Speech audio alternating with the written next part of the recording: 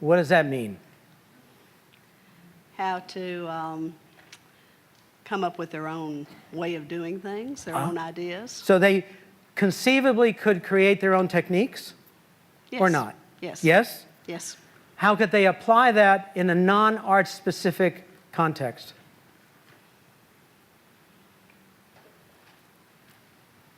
Because you actually just said it.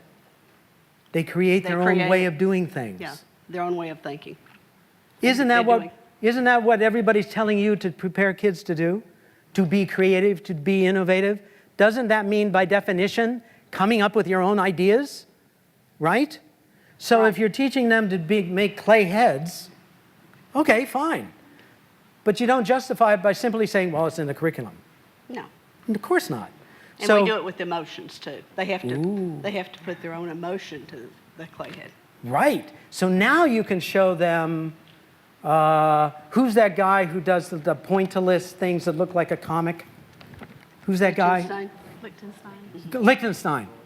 With just one line of an eyebrow, we can see how the expression changes. Right? So you could say in your clay head thing, I want your clay head to look sad. I want your clay head to look happy. I want your clay head to look angry. Right. Now, here's a selection of photographs of people's faces. Tell me who's happy, who's sad, who's surprised, blah, blah, blah. Why? Because we want them to read the faces of other people. It's part and parcel of teaching body language, which is kind of important, isn't it? Sure. I mean, I remember a teacher that I worked with always said to the kids, look at the expression on my face, right? This is how I feel. This is what I'm thinking. Just look at my face. And she wanted these kids to be able to see other people's reactions and be able to respond appropriately to what they saw. And you can use that to do it. Yeah. All right? But you always go down why. By the time you get to 3, 4, 5, that's the reason. Now, I'm not leaving out a classroom teacher. Tanya Lynn Gregory, where are you? Hello? Where are you? You're gone? Emil Mitchell. Where? Ah, ha, ha! You kind of escaped me, laddie. All right, Emil. Gotcha. All right. Do you have books your kids read? Okay. Tell me one of them.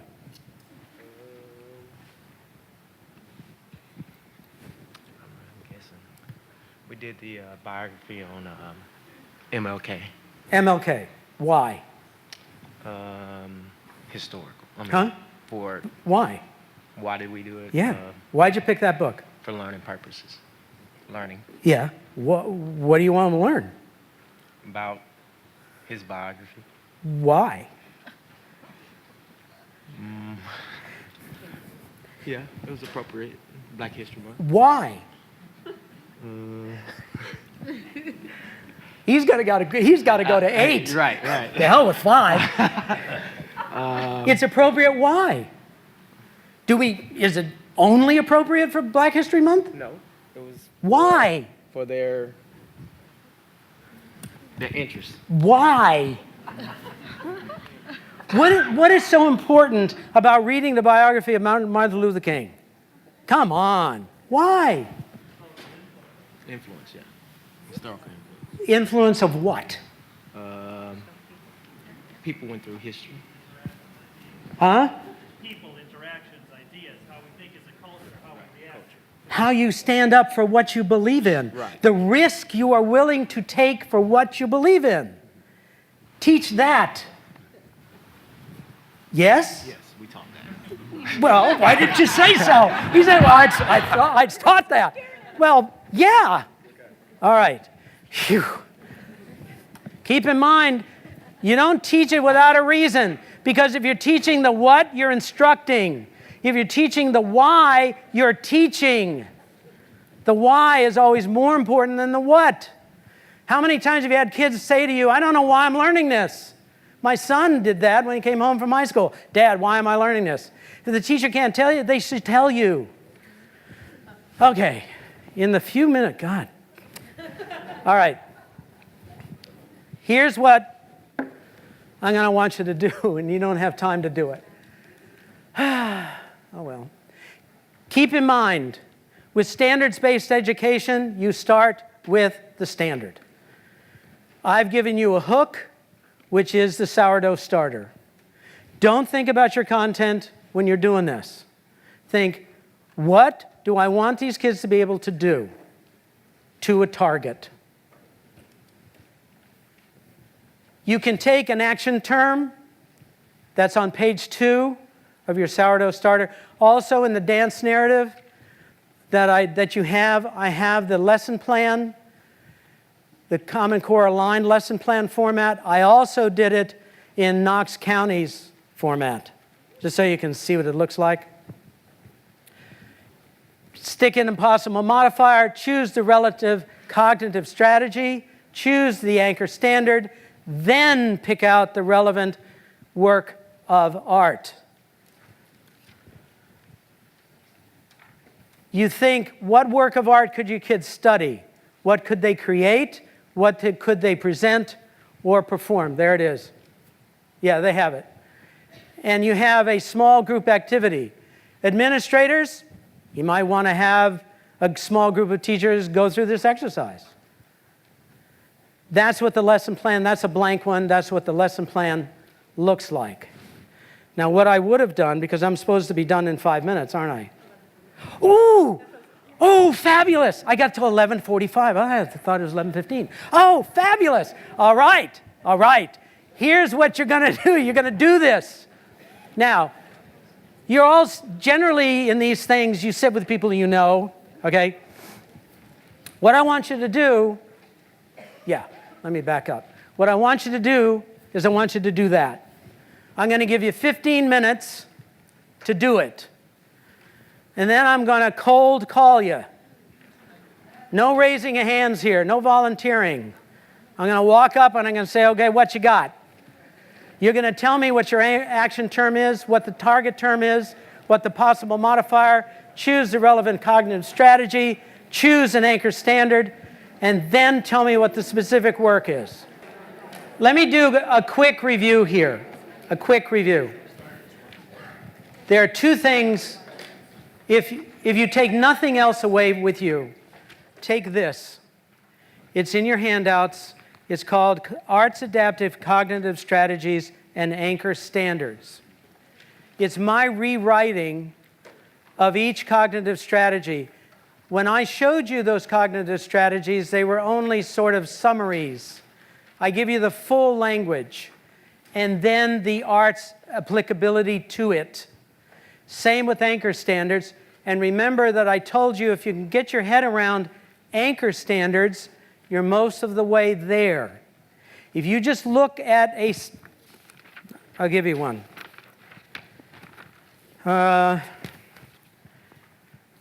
Key ideas and details. Study closely to determine what an artistic product communicates explicitly and make logical inferences from it. Use your own imagination with that one, right? You can do that. Have kids look at a painting, look at a photograph, look at an advertisement, look at anything, and say, what does it say explicitly? No room for interpretation. What can I infer from it? For visual art teachers, you have the look. What do you see? What do you know? What do you think? Same thing. This is a handy cheat sheet. If your administrator wants to know what you're doing with Common Core, here it is. And I also give you the exact language of the ELA standard, the ELA cognitive strategy. This is your cheat sheet. The other thing is you have a survey, I hope, Nan, somebody. You have a survey. I need those because I want to get better. I want to inform my practice. So you tell me what I'm doing well, what you'd like, what you would prefer that I did, and what didn't make any difference. All right? So,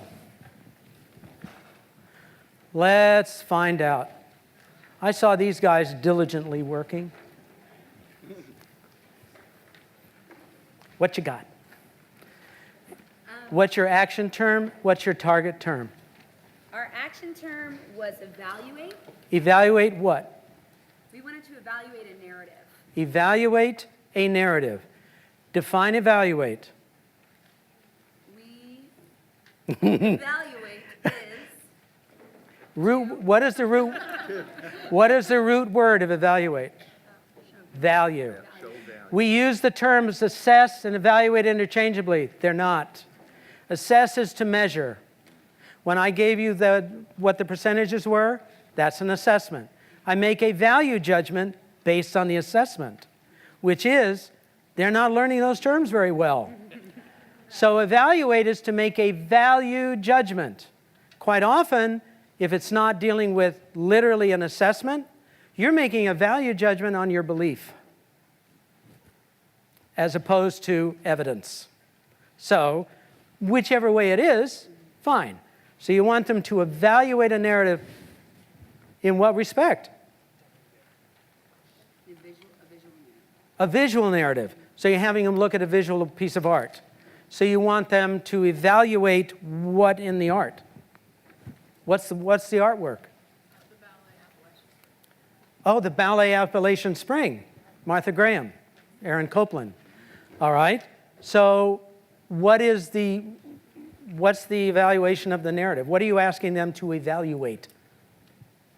It is that it's a history and sort of a cultural identity of America. So evaluating who does this represent, as a part of our history, is that all encompassing for? Can you evaluate a certain point of view that Martha Graham is trying to communicate in her choreography? Whether that is truly representative of Appalachia in I forget when she did that, 1942, 41, or whatever it was. It's like truly representative of Key term. She said, is it truly representative? That is a value judgment, isn't it? Yes. And it's a subjective one. Yes. Good girl. All right? And you can say, what does contemporary choreography that you see, that you emulate, watch a bunch of teenage girls dance and say, what's the message you're sending? What is the evaluation? What value judgment can I make about your movement? Okay? Always relate it to them somehow. And Appalachian Spring is somewhat abstract, especially in the set design. Well, there are 4 characters, 4 girls who are obsessed with one man. Right. She says, there's 4 women obsessed with one man. Wow, that's teenage life, right? And then say, if we were to do our version of this, what would we do? Okay? Excellent. See? You guys are creative. All right, over here. What you got? Action term, target term. Don't everybody talk at once. What you got? You wrote something down. Okay, you're summarize what? Text. Understanding that text could be visual, not just written word. So you can talk about language that is visual language as opposed to word-based language. Better language than text. Text really is words. Okay, so we have visual language. Keep going. And looking for specific details. Okay, because specific details contributes to the main idea of a visual work, right? If you think of a cheeseburger, the main idea is the cheeseburger. The details are the meat, the cheese, the lettuce, all that contributes to the main idea. So then you can relate that way of thinking when you look at a piece of visual art and you say, what are the elements that give you the main idea of this? Then they can transfer that understanding on their own. You don't have to do it. Keep in mind, this is not, a lot of arts people really want to teach the arts, about the arts. And that's what you're doing here. You're teaching the arts. You're not teaching how to read a piece of text. You're saying how to read a painting, okay? You kids can then do this elsewhere, okay? If you want to connect those two things, if you take a photograph from a historical period that they are reading about in social studies, you can still have them analyze that in every way you want for them to learn about visual images, can't you? So you can still teach what you want to teach about the arts, but they'll make the connection to the period in social studies, right? It's not that hard. You just have to get used to doing it, okay? So what is the visual work that you wanted to use?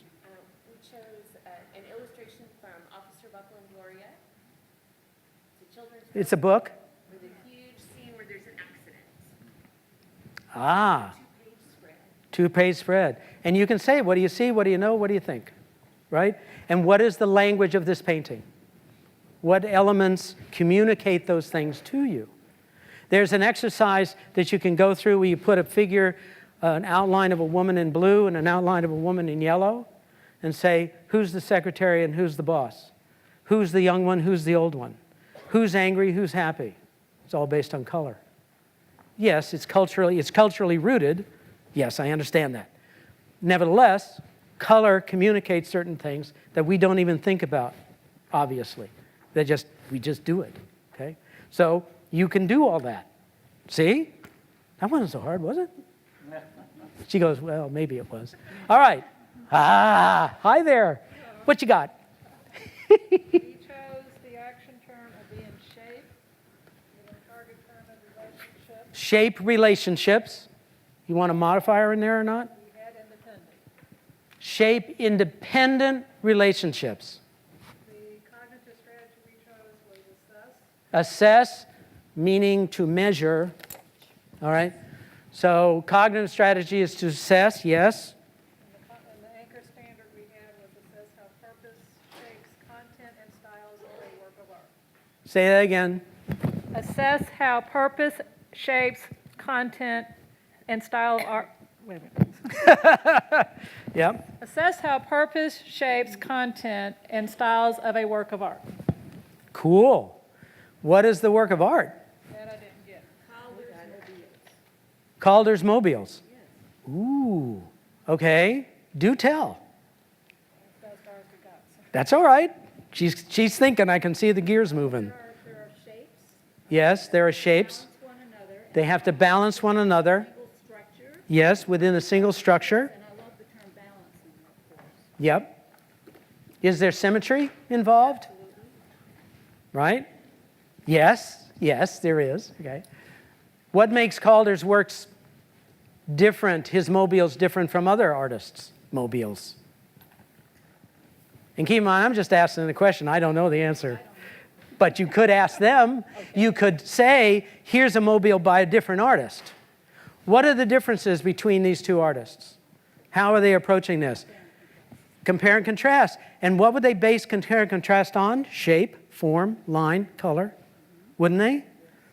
And then if they did research into the two different artists, you might find out how their lives influenced and informed their works of art. Couldn't you? Then they need to create their own mobile and find all of the problems there. Right. And she said, then they create their own mobiles and find out that it's not as easy as we think it is. Right? And you talk about balance, and you talk about how one thing affects the other.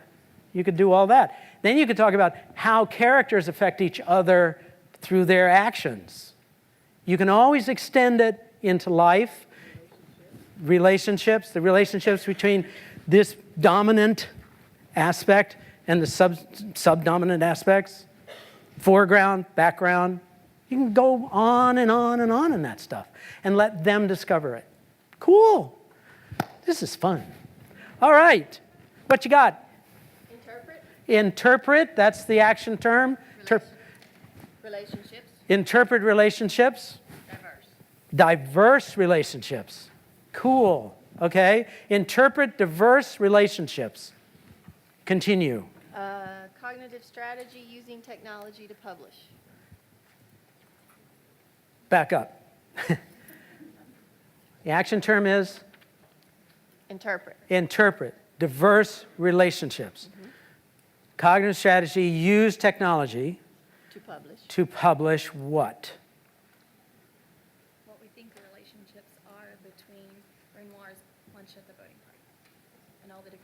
Okay, so they have to get online to find Renoir's, what is it?